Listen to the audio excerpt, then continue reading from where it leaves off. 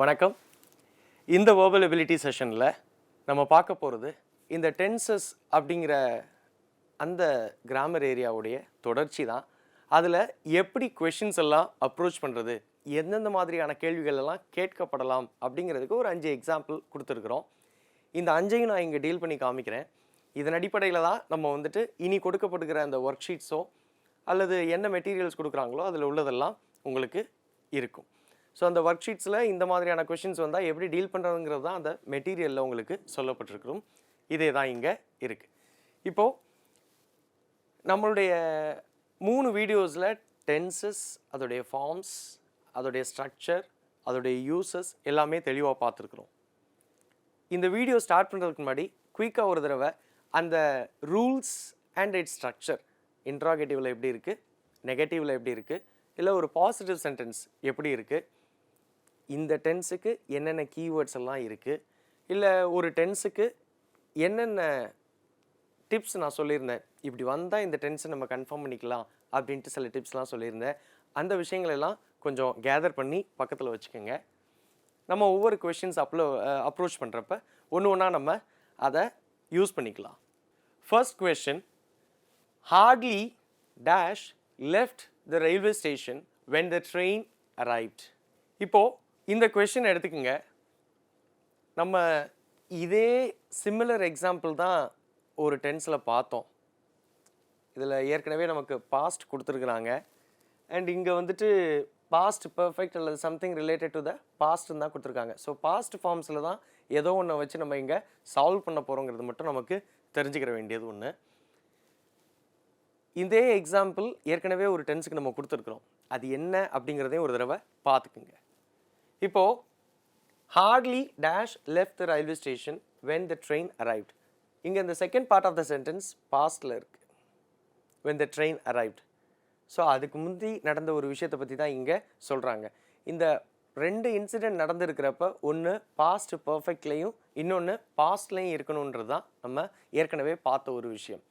இப்போது இங்கே past perfect தான் வரணும் அப்படின்ட்டு ஃபஸ்ட்டே உங்களுக்கு தெரிஞ்சிருச்சு அப்படின்னா நீங்கள் டைரெக்டாக பாஸ்ட் பர்ஃபெக்ட் எதில் இருக்கோ அந்த ஆப்ஷனை எடுத்துடலாம்.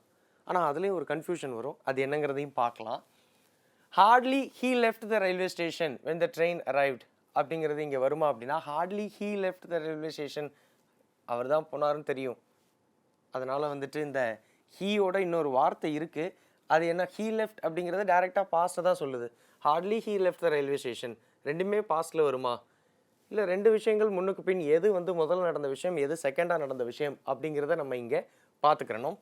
ஸோ ஹீ அங்கே வராது. ஹார்ட்லி டிட் ஹீ லெஃப்ட் அப்படின்னு வருமா? டிட் வந்துருந்துச்சுன்னா அங்கே எகெயின் பாஸ்ட் ஃபார்ம் வருமா அப்படிங்கிறத நம்ம திங்க் பண்ணி பார்க்கணும்.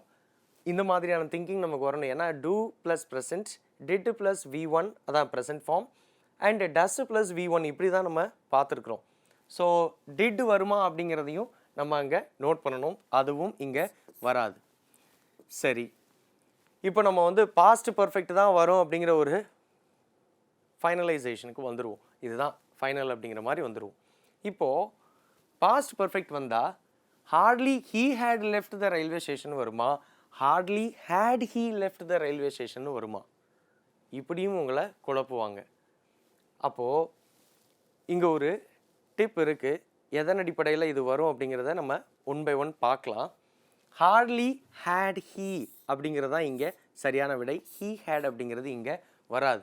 யூஸ்வலாக நம்ம சப்ஜெக்ட், வேர்ப், அப்புறம் ஆப்ஜெக்ட் அப்படின்றது தான் நம்முடைய சென்டென்ஸ் பேட்டர்னில் நம்ம ரூலாக பார்த்துருப்போம். ஆனால் இந்த மாதிரியான வார்த்தைகள் ஹார்ட்லி, ஸ்கேர்ஸ்லி, இந்த மாதிரியான வார்த்தைகள் வர்றப்போ, அட்வர்பியல் ஃபார்ம்ஸ் அங்கே வர்றப்போ அங்கே அப்படியே அதோடைய இன்வர்ஸ் ஃபார்மில் இருக்கும். அதாவது அப்படியே தலைகீழாக தான் வரும். சப்ஜெக்ட் வேர்புன்னு ஸ்டார்ட் ஆகாமல் first verb then comes the subject, இப்படி தான் ஸ்டார்ட் ஆகும். அதாவது அதோடைய நெகட்டிவ் ஃபார்ம்ஸ் வர்றப்போ எப்படி வருங்கிறது தான் இங்கே சொல்கிறோம்.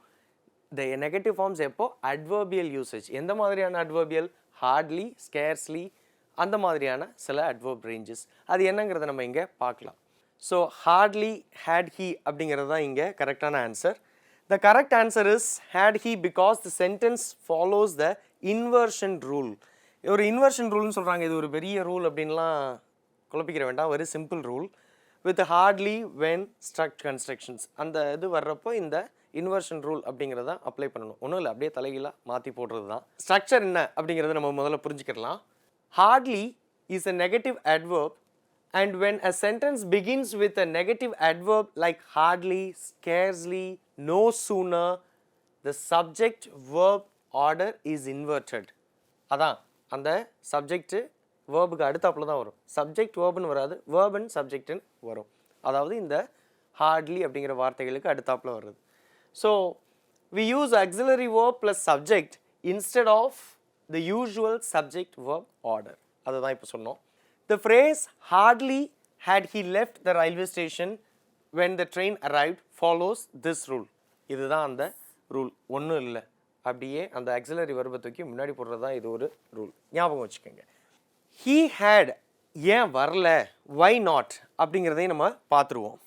அது நமக்கு இது புரிஞ்சாவே இது ஈஸியாக புரிஞ்சிருக்கும். ஒன்றும் இல்லை, it is a normal subject verb order, but in formal English when a negative adverbial is placed at the beginning, அதான் அந்த நெகட்டிவ் adverbial என்னென்ன, hardly, scarcely, no sooner, never, rarely, etc. இந்த மாதிரியான வார்த்தைகள் வர்றப்ப we must invert the auxiliary verb and the subject. இந்த மாதிரி தான் வரும். இதையும் நம்ம ஞாபகம் வச்சுக்கணும். ஸோ இதில் வந்துட்டு பாஸ்ட் பர்ஃபெக்ட் டைரெக்டாக கொடுத்துருந்துருக்கலாம், had he அப்படிங்கிற வார்த்தையை கொடுத்துருந்துருக்கலாம். இதில் இப்படியும் குழப்பங்கள் செய்யலாம். ஸோ இந்த மாதிரியான விஷயங்களையும் நம்ம கொஞ்சம் நோட் பண்ணி வச்சுக்கிறணும். Next question, he dash his camera on the railing. railing அப்படிங்கிறது இந்த ஃபென்ஸை தான் குறிக்குது. அதாவது சைடில் ஒரு இரும்பாலான ஃபென்ஸ் போட்டிருப்பாங்க இல்லையா, அதை தான் சொல்கிறாங்க இந்த ரெயிலிங் அப்படிங்கிறது. இந்த பிளாட்ஃபார்ம் ஓரமாக அல்லது பெரிய மலைப்பாதைகளில் இந்த மாதிரி போட்டிருப்பாங்க. நம்மளில் பலர் என்ன பண்ணுவோம், கேமராவை அதில் கொண்டு போய் தொங்க விட்டுட்டு அங்கே ரெண்டு ஃபோட்டோ எடுப்போம். அதுதான் இங்கேயும் செய்கிறாங்க. இப்போ he dash his camera on the railing, அவர் வச்சுட்டாரா, வச்சுட்டு இருக்கிறாரா, இல்லை வைக்க போகிறாரா, என்ன வரும் அப்படிங்கிறத நம்ம இங்கே கண்டுபிடிக்கணும். dash his camera on the railing சொல்லிட்டாங்க. அப்போ அங்கே வந்துட்டு he lay அப்படின்னு சொல்ல முடியாது, he laid already. வச்சுட்டாருன்னு தான் அர்த்தம். அங்கே வச்சுட்டான், அந்த ரெயிலிங்க்கு மேலே வச்சுருக்கிறான் அப்படிங்கிறது தான் நம்ம புரிஞ்சுக்கிறணும். இப்போது லேடுங்கிறது ஆன்சராக வந்துடும். இதில் என்ன குழப்பம் வரும் அப்படின்னா, இந்த லே, லைட், லைட் அப்படிங்கிற இந்த பாஸ்ட் பார்ட்டிசிபிள் ஃபார்ம் நிறைய பேருக்கு தெரியாமல் இருக்கலாம். லே, லைட், லைட், லை, லேய், லேன் அப்படின்ட்டு இன்னொன்று இருக்குது. ஸோ இந்த ரெண்டுக்கும் வித்தியாசங்கள் தயவுசெய்து தெரிஞ்சு வச்சுக்கோங்க. இது ஒரு irregular form of the verb. laid, to lay means to put. So இங்கே வந்து அவர் வந்து ஏதோ ஒன்று வைக்கிறார், சம்திங் டவுன் ஜென்ட்லி, ஏதோ ஒன்று ரொம்ப பக்குவமாக வைக்கிறாருன்னு அர்த்தம். ஆர் கேர்ஃபுல்லி, இங்கே பாஸ்ட் டென்ஸ் வந்து லேட். ஸோ எது பாஸ்ட் ஃபார்ம் தான் இங்கே அப்ளிகபிளாக இருக்கும். இங்கே ஏற்கனவே வந்துட்டு ரெயிலிங், ஆன் த ரெயிலிங் அப்படின்ட்டு சொல்லிட்டாங்க, வேறு எந்த கீவேர்டு இல்லை. ஸோ டைரெக்டாக நம்ம பாஸ்ட் ஃபார்ம் அங்கே யூஸ் பண்ணுறோம். Next question, everything he told me I dash before. இப்போது நல்லா கவனிங்க, எவ்ரிதிங் ஹீ டோல்ட் மீ ஏற்கனவே இங்கே ஒரு பாஸ்ட் ஃபார்ம் வந்துருச்சு. ஐ டேஷ் பிஃபோர் நம்ம ஃபஸ்ட்டு பார்த்தது தான், அதே தான் இங்கேயும். எவ்ரிதிங் ஹீ டோல்டு மீ ஏற்கனவே நீங்கள் இப்போ சொன்னது எல்லாமே நான் ஏற்கனவே கேள்விப்பட்டது தான் அப்படிங்கிற மாதிரியான ஒரு சென்டென்ஸ் தான் இது. இப்போது என்ன வரும்னு ஒன்று ஒன்றா பார்க்கலாம். ஹேட் ஹர்ட் பிஃபோர், நான் ஹேட் ஹர்ட் பிஃபோர், ஹியர்டுன்னு சொல்லக்கூடாது, ஹர்ட். இப்போது everything to he told me I heard before, ரெண்டுமே பாஸ்டில் வருமா? இல்லை, பிஃபோருங்கிற ஒரு கீவேர்ட் நமக்கு இங்கே கொடுக்கப்பட்டிருக்கிறது. ஸோ அது பாஸ்டில் வர்றதுக்கான வாய்ப்பு இல்லை. அப்போ இதை தூக்கிடலாம்.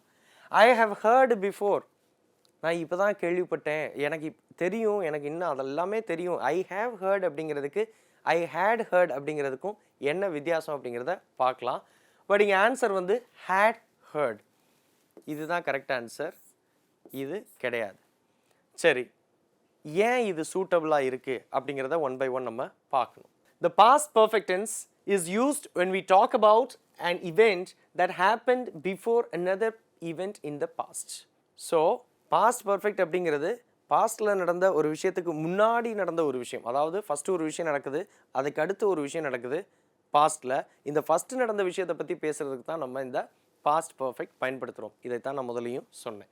Everything he told me I had heard before, அதே தான் இங்கே ஃபாலோ பண்ணுது. இங்கே சிம்பிள் பாஸ்ட் வந்துருச்சு. This means the action of telling happened in the past. since the speaker had already heard the information before that. Past moment. We need past perfect had heard இங்க. சரி, other options ஏன் வரல அப்படிங்கிறத நம்ம இங்க பார்க்க போறோம். heard அப்படிங்கிறது ஒரு simple past. Everything he told me I heard before அப்படின்னு சொன்னா இங்க ஏன் incorrect? Heard would suggest that two actions happened at the same time, but we need to show that hearing happened first. ஏன்னா before அப்படின்ற ஒரு வார்த்தையினால நமக்கு அது பிரித்து வைக்கப்பட்டுள்ளது. அது அதற்கு முன்னாடியே அவர் கேள்விப்பட்டிருக்கிறாரு அப்படிங்கிறது. ஸோ அந்த ஹர்ட் அப்படிங்கிற ரெண்டு பாஸ்ட் ஃபார்ம்ஸ் அங்கே வராது. ஹேவ் ஹர்ட் ஏன் வரல அப்படின்னா everything he told me I have heard before அப்படிங்கிற வார்த்தை ஏன் வரல அப்படிங்கிறது இங்கே சொல்லியிருக்கிறாங்க. Because have heard is present perfect which refers to experiences up to now. அதாவது இவர் சொன்னது எல்லாமே நான் ஏற்கனவே கேட்டிருக்கிறேன் அப்படின்னு தான் சொல்கிறார். அதோடைய எஃபெக்ட் இங்கே இல்லை. பிஃபோர் அப்படிங்கிற ஒரு வார்த்தை இல்லை அப்படின்னா நம்ம ஐ ஹேவ் ஹர்டுன்னு போடலாம். பட் பிஃபோருங்கிற ஒரு வார்த்தை இருக்குது. அதற்கு முன்னாடியே இவர் வந்து இதெல்லாம் கேள்விப்பட்டிருக்கிறார். That is the reason why we are keeping the past perfect. அதனால தான் இங்கே ப்ரெசன்ட் பர்ஃபெக்ட் வரல. நம்ம இதற்கான டிஸ்டிங்ஷன் இது ரெண்டுக்கும் என்ன வித்தியாசம் அப்படிங்கிறத இதில் சொல்லியிருக்கிறோம். இந்த வித்தியாசங்கள் வந்துட்டு இது வருமா இது வருமா, சிம்பிள் ப்ரெசென்ட் வருமா இல்லை ப்ரெசென்ட் பர்ஃபெக்ட் வருமா, பாஸ்ட் பர்ஃபெக்ட் வருமா ப்ரெசென்ட் பர்ஃபெக்ட் வருமாங்கிற இந்த வித்தியாசங்களே நம்ம அந்த டென்சஸ் வீடியோலேயே சொல்லியிருக்கிறோம். Next question. A new shop opened in the building since last week. சரி, நமக்கு அங்கங்கே அந்த கொஷின்ஸில் சில கீவேர்ட்ஸ் கொடுத்துட்றாங்க. எல்லா இடத்துலையும் இதே மாதிரியான கீவேர்ட்ஸ் வருமா அப்படின்னா அது ஒரு கொஷின் மார்க். அப்போது அங்கே இருக்கிற விஷயங்கள் நடந்த விஷயத்தை வச்சு ஒரு அனுமானத்தின் அடிப்படையில் நம்ம டென்ஸ் அங்கே கணிக்கணும். இப்போ சின்ஸ் லாஸ்ட் வீக் அப்படிங்கிற ஒரு வார்த்தை நமக்கு ஒரு கீவேர்டாக இருக்குது. ஸோ லாஸ்ட் வீக் அப்படின்னு இருந்தால் அங்கே ஃப்யூச்சர் ஃபார்ம் ஏதாவது வர்றதுக்கு வாய்ப்பு இருக்கா? ஃபஸ்ட்டே எலிமினேட் பண்ணிடலாம், ஈஸியாக வர்றதுக்கு வாய்ப்பு இல்லை. வுட் பியும் அதே தான். ஸோ அதுவும் வர்றதுக்கு வாய்ப்பு இல்லை. இஸ் வருமா? லாஸ்ட் வீக் நடந்த ஒரு விஷயத்தை பற்றி சொல்கிறப்ப இஸ் அப்படிங்கிறத நம்ம அந்த ப்ரெசன்ட் ஃபார்ம் ஆஃப் த வேர்பை எடுக்க முடியுமா? எடுக்க முடியாது. ஸோ அதையும் எலிமினேட் பண்ணிடலாம். ஆன்சர் ஹேஸ் பீன் தான். இப்படியும் நம்ம எலிமினேட் பண்ணி ஆன்சர்ஸை ஈஸியாக கண்டுபிடிக்கலாம். A new shop has been opened in the building since last week. Answer அதுதான். இங்கே இதுக்கு தகுந்த ஒரு ஆன்சரை நம்ம இங்கே கரெக்டாக ஃபிக்ஸ் பண்ணணும். சரி, a new shop has been opened. இங்கே ஒரு கேள்வி வரலாம். நம்ம வந்துட்டு படித்த டென்ஸ் எல்லாத்துலேயுமே வந்துட்டு ஹேஸ் பீனுக்கு அப்புறம் ஹேஸ் பீன் ஹேவ் பீன் அப்படிங்கிறது இது எல்லாமே வந்து ப்ரெசன்ட் பர்ஃபெக்ட் கண்டினியூஸ் டென்ஸில் தான் நம்ம படிச்சிருக்கிறோம், இந்த பீன் சேர்த்து வர்றதெல்லாம். அப்போ ஹேஸ் பீன் ஹேவ் பீன் வந்து அதுக்கு பக்கத்தில் வந்துட்டு ஐஎன்ஜி ஃபார்ம் வேர்ப் தானே இருக்கணும், அதானே வரணும். இங்கே ஏன் இப்படி வந்திருக்குது? இங்கே தான் நம்ம ஆக்டிவ் பாசிவ் அப்படிங்கிற அந்த கான்செப்டை புரிஞ்சுக்கிறணும். இங்கே இது பாசிவ் ஸ்ட்ரக்சரில் இருக்குது. Active structure and passive structure, active voice passive voice படிச்சிருக்கோம் இல்லையா? இதில் இங்கே பாசிவ் ஸ்ட்ரக்சரில் இருக்குது. இதை நம்ம புரிஞ்சுக்கிறணும். Let's look at the fourth question. I was informed on the phone but no written confirmation so far. So இந்த no written confirmation dash so far. So far அப்படிங்கிறத நம்ம ஒரு கீவேர்டாக எடுத்துக்கலாம். I was informed on the phone ஏற்கனவே எனக்கு சொல்லிட்டாங்க, ஆனால் இன்னும் வந்துட்டு எந்த விதமான எழுத்துப்பூர்வமான ஒரு முடிவு எனக்கு கிடைக்கல அப்படிங்கிறது தான் சொல்லியிருக்கிறாங்க. ஸோ இந்த எழுத்துப்பூர்வமாக ஒரு விஷயம் கிடைக்கலன்னு சொல்கிறப்ப சம்திங் இஸ் எக்ஸ்பெக்டட். அதான் எழுத்துப்பூர்வமான ஒரு விஷயம் நான் என்ன எதிர்பார்த்துருக்கிறேன் அப்படிங்கிறது தான் இங்கே எதிர்பார்ப்பு. அப்போது இங்கே வந்து ஃப்யூச்சரிஸ்டிக்காக இன்னும் எதிர்பார்த்து ஒரு விஷயத்தை இருக்கிறாங்க அப்படிங்கிறதுனால இந்த பாஸ்ட் ஃபார்ம்ஸ் வர்றதுக்கான வாய்ப்பு இல்லை. So past perfect tense and past perfect டென்ஸில் இருக்கிற இந்த passive form as well as the past perfect form ரெண்டுமே நமக்கு தப்பு தான். அதை ஈஸியாக எலிமினேட் பண்ணிடலாம். ஏன்னா அங்கே இன்னும் ஒரு விஷயத்தை எதிர்பார்த்துட்ருக்குறாங்க, நடந்து முடிஞ்ச ஒரு விஷயத்த சொல்லலை, நடக்க போகிற ஒரு விஷயத்தை எதிர்பார்க்குறாங்க. அதுக்கு அடுத்து நமக்கு பார்த்தீங்கன்னா ப்ரெசன்ட் பர்ஃபெக்ட் அதோடைய பாசிவ் ஃபார்ம் இருக்குது. அப்போ ப்ரெசன்ட் பர்ஃபெக்டும் அதோடைய பாசிவ் ஃபார்மும் இருக்குது. இங்கே நமக்கு no written confirmation has received அப்படின்னா அந்த ஹேஸ் ரிசீவ்டுங்கிற வார்த்தை ஆக்டிவ் ஃபார்மில் இருக்கணும். அப்போ இங்கே ஏதோ ஒருத்தர் இருந்து ஆக்டிவாக அதை ரிசீவ் பண்ணனுக்கு இருக்கணும். பட் இங்கே ரிட்டன் கன்ஃபர்மேஷன் அப்படிங்கிற ஒரு இன்னனிமேட் திங் தான் இருக்குது. அப்போது இது வந்து ஒரு பாசிவ் ஃபார்மில் தான் வரணும். அப்போது இங்கே ஆக்டிவ் ஃபார்ம் வர்றதுக்கு வாய்ப்பு இல்லை. ஸோ ஹேஸ் ரிசீவ்ட் அப்படிங்கிறது இங்கே தவறான ஒரு விடை. ஸோ ஹேஸ் பீன் ரிசீவ்ட் அப்படிங்கிறது தான் இங்கே சரியான விடை. அது ஏன் வந்துச்சு அப்படிங்கிறத இப்போ பார்க்கலாம். The correct answer is has been received because the sentence refers to a past event. I was informed on the phone. அதுதான் ஒரு past event ரெஃபர் பண்ணக்கூடிய ஒரு விஷயம். And while also indicating that written confirmation is still expected. இதை தான் நான் முதல்லையே சொன்னேன். இப்போ present perfect passivல ஏன் வந்துச்சு அப்படிங்கிறதையும் பார்த்துடலாம். The phrase so far suggests an ongoing situation up to the present moment and present perfect tense எதுக்கு யூஸ் பண்ணுறாங்கன்னு நம்ம தெரிஞ்சிருக்கிறோம். ஏற்கனவே நமக்கு தெரியும். இப்போ ரீசெண்டாக கம்ப்ளீட் பண்ணக்கூடிய ஒரு ஆக்ஷனுக்கும் and the present perfect tense is used for actions that have occurred at an unspecified time before now and may still be relevant. இன்னும் அதற்கு தொடர்பு உள்ளதா ஒரு விஷயம் இருந்தாலும் அதை வந்து நம்ம ப்ரெசன்ட் பர்ஃபெக்ட் டென்ஸில் சொல்லுவோம். இந்த ப்ரெசன்ட் பர்ஃபெக்ட் பயன்படுத்துகிறதா, ப்ரெசன்ட் டென்ஸ் பயன்படுத்துகிறதா அல்லது பாஸ்ட் டென்ஸ் பயன்படுத்துகிறதா அப்படிங்கிற விஷயத்துக்கு எதை பயன்படுத்தணுங்கிறத நம்ம ஏற்கனவே சொல்லியிருக்கிறோம். இப்போது பாசிவ் ஃபார்மில் ஏன் இருக்குது? The subject written confirmation is receiving the action. Receiver of the action யார்? Written confirmation. அப்போது rather than performing it, அது வந்து ஆக்டிவாக அதை பெர்ஃபார்ம் பண்ணலை, அது it is receives the action. Therefore we use the passive form, requiring the passive form has been received. இந்த active passive வித்தியாசம் நமக்கு தெரிஞ்சிருந்துச்சுன்னா இது ஈஸியாக நமக்கு புரிஞ்சு போகும். why not the other options? ஏன் அதர் ஆப்ஷன்ஸ் நம்ம எடுக்கலை? ஏற்கனவே நம்ம அதை பார்த்துட்டோம், இருந்தாலும் ஒரு தடவை பார்க்கலாம். has received incorrect because written confirmation an inanimate object. அது ஒரு object, it requires an action. So அது வந்து ஒரு ஆக்டிவ் ஆப்ஜெக்ட் கிடையாது, அது வந்து it is receives the action. So inanimate object cannot actively receive something. had received அப்படிங்கிறது had been received, இந்த ரெண்டுமே வந்துட்டு past perfectல இருக்குது. incorrect because the past perfect tense is used for events that occurred before another past event. இதுக்கு examples நம்ம first அல்லது மூணாவது இதுலேயே நம்ம பார்த்துட்டோம். So since the sentence does not establish two distinct past events, past perfect is unnecessary here. அதனால் அதை ஈஸியாக நம்ம எலிமினேட் பண்ணியாச்சு. இதுதான் இதோடைய முழுமுதற் விளக்கம். ஸோ பாசிவ் ஃபார்ம்லேயும் ஆக்டிவ் ஃபார்ம்லேயும் கொடுத்துருந்தா அங்கே என்ன இருக்குன்னு பார்க்கணும். அது வந்து ஆக்டிவாக பர்ஃபார்மன்ஸ் ஆக்ஷனா இல்லை அது ரிசீவர் ஆஃப் த ஆக்ஷனாங்கிறதையும் பார்த்து எந்த டென்ஸ் வருங்கிறதையும் நம்ம அங்கே கரெக்டாக டிசைட் பண்ணணும். Okay, fifth question. The question is so complicated that it could not be resolved immediately, no error. So இந்த நோ எரருங்கிற வார்த்தை வந்தாலே இது வந்து எரர் ஸ்பாட்டிங் கொஷின் நம்ம புரிஞ்சுக்கிறணும். அண்ட் இங்கே எந்த இதில் எரர் இருக்குது அப்படிங்கிறது தான் நம்ம இங்கே கண்டுபிடிச்சி எழுதணும். சில இடங்களில் இப்படி டைட்டில் எதுவும் இல்லாமல் உங்களுக்கு வந்து spot the error, choose the sentence that is mistakenly, அந்த மாதிரி ஏதாவது ஒரு டைட்டில் கொடுத்துருப்பாங்க. அப்படி கொடுக்காம இந்த மாதிரியும் கொடுப்பாங்க எரர் ஸ்பாட்டிங் கொஷின். ஸோ இது ஒரு எரர் ஸ்பாட்டிங் கொஷின். அப்போ இதில் எந்த சென்டென்ஸில் எரர் இருக்குது அப்படிங்கிறத நம்ம கண்டுபிடிக்கணும்.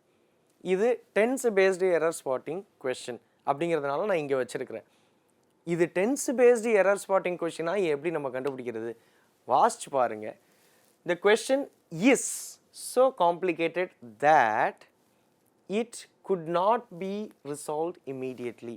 த கொஷின் இஸ் அப்படின்ட்டு இங்கே ப்ரெசன்ட் ஃபார்ம் வந்துருக்குது.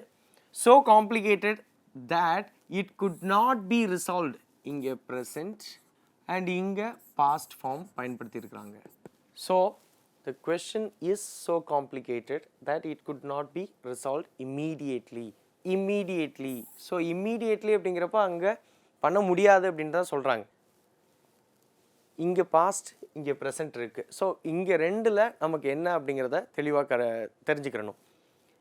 ஒரு இடத்துல present இருந்து இன்னொரு இடத்துல பாஸ்ட் இருந்தால் இதில் எந்த ஆக்ஷன் வந்துட்டு இதில் ஏதாவது பாஸ்டில் நடந்த ஆக்ஷன் இருக்கா பார்த்தவுடன் அங்கேயே அந்த ஜட்ஜ்மெண்ட் கொடுக்குறாங்க. ஸோ அப்போது இட் குட் நாட் பி சால்வ்டுங்கிறது it can not be solved அப்படின்னு தான் வரும். அப்போது அங்கே பாஸ்ட் ஃபார்ம் யூஸ் பண்ணியிருக்கிறது இங்கே தவறாக இருக்குது. ஸோ த கொஸ்டின் இஸ் அப்படிங்கிறதுல எந்த மிஸ்டேக்கும் இல்லை, எலிமினேட் பண்ணிடலாம். அண்ட் ஸோ காம்ப்ளிகேட்டட் தேட் அங்கேயும் எந்த தவறும் இல்லை. It could not B resolved அப்படிங்கிறதுல இட் குட் நாட் பீன்னு இருக்கிறது தான் இங்கே நமக்கு எரர். ஏன்னா அதுவும் ப்ரெசன்ட் ஃபார்மில் தான் இருக்கணும். இங்கே ப்ரெசன்ட் இருக்குது, அங்கேயும் ப்ரெசன்ட் இருக்கணும். அதுக்காக எல்லா இடத்துலையும் இங்கே இந்த ஒரு இடத்துல ஒரு டென்ஸ் இருந்து ப்ரெசன்ட் இருந்து இன்னொரு இடத்துல பாஸ்ட் இருந்து இல்லை ரெண்டு இடத்துல வந்து பாஸ்ட் இருந்தால் நம்ம முதல்ல ஒன்று பார்த்துருக்குறோம். அதற்கான எக்ஸாம்பிள் ஒரு இடத்துல பாஸ்ட், இன்னொரு இடத்துல பாஸ்ட் பர்ஃபெக்ட் வரணும். அது எதற்கு வரணும் அப்படிங்கிறத அந்த சென்டென்ஸை பொறுத்து நம்ம கண்டுபிடிச்சிடலாம்.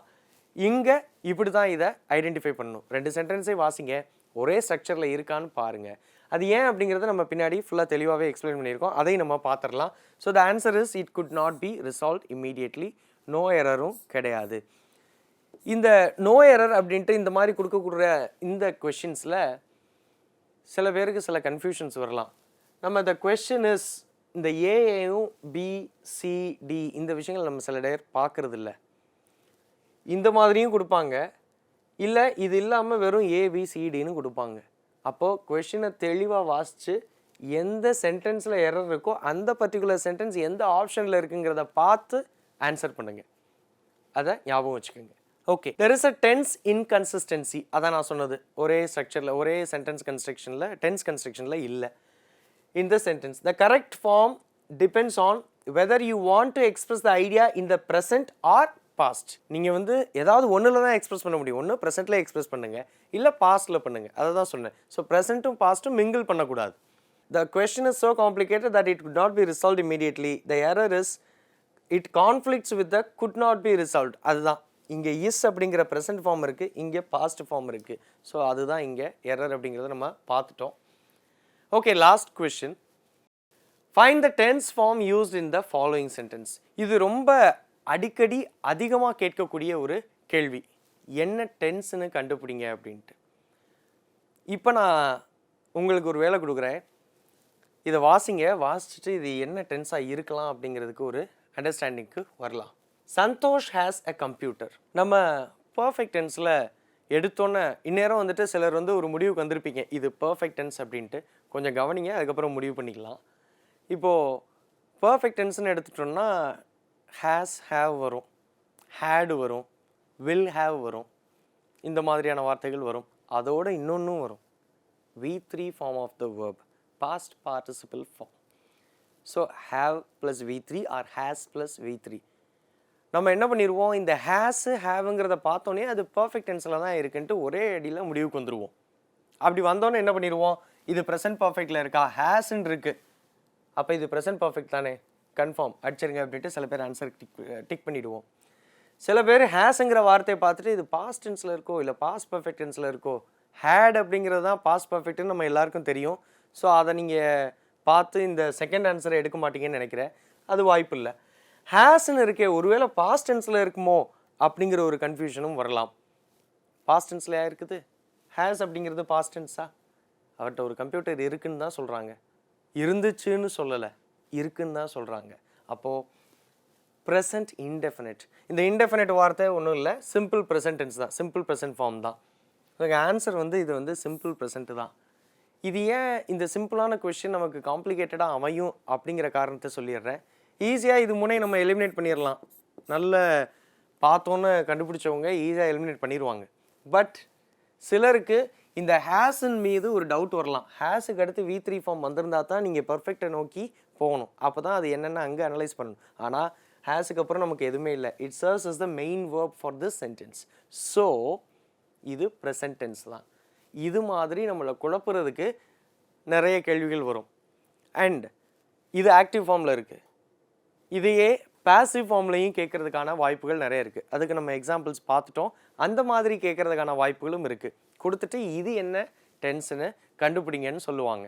அப்போது நமக்கு ஒரு சென்டென்ஸுடைய ஆக்டிவும் பாசிவ் ஸ்ட்ரக்சரும் தெரிஞ்சிருக்கணும். அப்போ ஆக்டிவ் வாய்ஸ் பாசிவ் வாய்ஸ்லேயும் நம்ம தெளிவாக இருக்கணும், டென்ஸ்லையும் நம்ம தெளிவாக இருக்கணும். அப்போ தான் இதை ஈஸியாக நம்ம கண்டுபிடிக்க முடியும். இது போன்று error spotting questions and analytical இந்த மாதிரி எந்த டென்ஸ்னு கண்டுபிடிங்க அந்த மாதிரியான கேள்விகள். அதை தவிர்த்து வந்து மற்ற இதில் வந்து இங்கே என்ன டென்ஸ் வரும், அதாவது சூட்டபிள் இதை எடுத்து போடுங்க, ஆன்சர் எடுத்து போடுங்க அப்படின்னு சொல்லுவாங்க. அப்போ அங்கே உள்ள கீவேர்ட்ஸ் வச்சு நம்ம என்ன டென்ஸ்னு அங்கே ஃபைண்ட் அவுட் பண்ணணும். இந்த மாதிரி நிறைய கேள்விகள் கேட்கப்படலாம். இது எல்லாமே உங்களுக்கு model. So take it as a model, work out பண்ணுங்கள். நிறைய ஒர்க் ஷீட்ஸை எழுதி பாருங்கள். கீவேர்ட்ஸை ஞாபகத்தில் வச்சுக்கோங்க. Every, each, so far, since, for, இந்த மாதிரியான சில வார்த்தைகளை ஞாபகம் வச்சுக்கோங்க. இப்படி ஞாபகம் வச்சுக்கிட்டு அது எந்தெந்த டென்ஸுக்கு வருதுன்ட்டு ஒர்க் அவுட் பண்ணி பாருங்கள். இந்த டென்ஸ் வீடியோவில் நம்ம பார்த்த இந்த கொஷின்ஸ் எல்லாத்தையும் மாடலாக வச்சுட்டு ஒர்க் அவுட் பண்ணி பாருங்கள். நம்ம அடுத்த வீடியோஸில் வர்ற வீடியோஸில் ஆக்டிவ் பாசிவ் அல்லது மற்ற ஸ்ட்ரக்சர்ஸோடைய இந்த டென்ஸ் ஃபார்மையும் சேர்த்து எப்படி வருதுங்கிறதையும் நம்ம பார்க்கலாம். இந்த வேர்பல் எபிலிட்டி செஷனுக்காக இளமாறன். நன்றி, வணக்கம்.